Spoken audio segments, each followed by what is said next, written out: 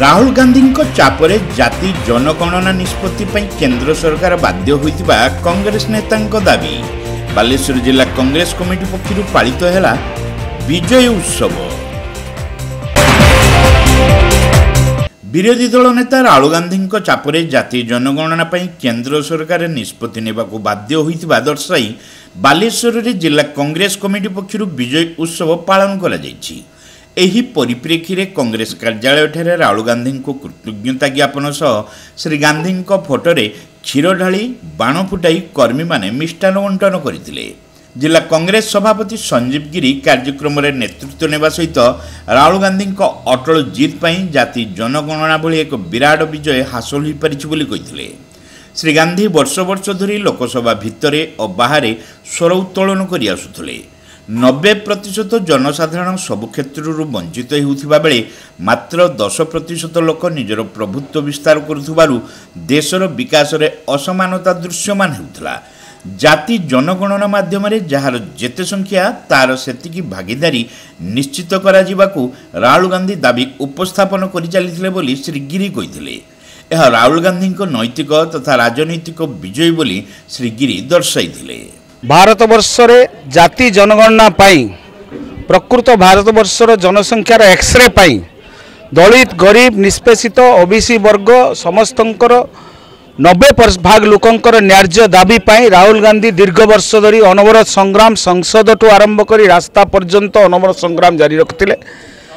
से संग्राम रे तांको बहु प्रधानमंत्री को आरंभ करी केंद्र मंत्री सांसद पर्यंत सांसद बाहर तांको अति कदर्य भाव में कुत्सारटना विरुद्ध करते किंतु से राहुल गांधी ना भयभीत होते ना विचलित होते से अनवरत भाव में से संग्राम को जारी रखिते।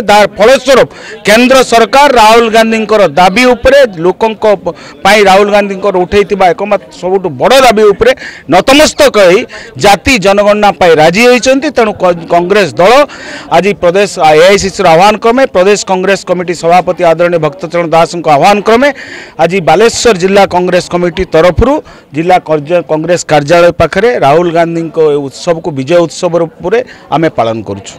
पीसीसी पर्यवेक्षक बंदिता परिड़ा पद्माकर गुरु पूर्वतन विधायक सुदर्शन जेना और अक्षय आचार्य नारी नेत्री अर्चना नंदी गोपीनाथ पाड़ी प्रमुख जोगदे केंद्र सरकार चाप आगे आदौ भयभीत बा विचलित न होई श्री गांधी निज जिद रे अटल रहिबा जोगु जाति जनगणना निष्पत्ति संभव रही पारिछि बोली कहिथिले। जाति जनगणना को नहीं प्रधानमंत्री ठारो आरंभ करी केंद्रर समस्त मंत्री बीजेपी सांसद और नेता माने राहुल गांधी प्रति अपमान सूचक मंतव्य प्रदान करि चलिथिले। एपरिकी तांको विरुद्ध रे देश विभाजन अभियोग मध्य आनिथिले। मात्र शेष रे सत्यर विजय होइछि बोली नेता माने मत प्रकाश करिसंती। समस्ते एकाठी होती जो महोत्सव पालन करा जायछि जो उत्सव होइछि ए सत्यर जय होइछि। विगत 11 वर्ष धरी राहुल गांधी से संसद रे होबा राजरास्तार गोटे कथा थिला जाति गणना केते बेले होबो दाबी जो थिला ताहा जी सत्यर जय होइछि। सेथि पे आज सारा भारत रो लोक माने समस्ते अनेछन जे जहाँ विजय उत्सव आम ये पालन करुचु ए होची राहुल गांधी जे कि समस्त नेता साधारण पछुआ वर्ग लोक मैंने किभली आगू आसबे तांकर विकास हे से केमती उन्नति हेबे सेथिपाई आज विजय होती कांग्रेस लोक आज जय होती कांग्रेस लोकंकर सेथिपाई आज सारा ओडिशा रे सारा भारत रे आज विजय उत्सव पालन करा जाउची। एइथिपाई आमर नेता प्रिय नेता राहुल गांधी जो बहुत दिन धरी जो संकल्प थिला जे जाति भित्तिक गणना जो हवा पाई जो दाबी थिला ताहाकु आज मानिचंती मोदी जे राहुल गांधी जहाँ कहिचंती एटा करबा को पड़िबो। सेथिपाई आज सारा भारत काहेकि विजय उत्सव पालन करचंती कारण राहुल गांधी कर दाबी थिला राजरास्ता रे कहंतु संसद भीतर कहंतु गोटे कथा थिला जे पछुआ वर्ग लोक माने तांकर हक पाइबे से माने सम्मान पाइबे किबळी समानकर विकास हेबो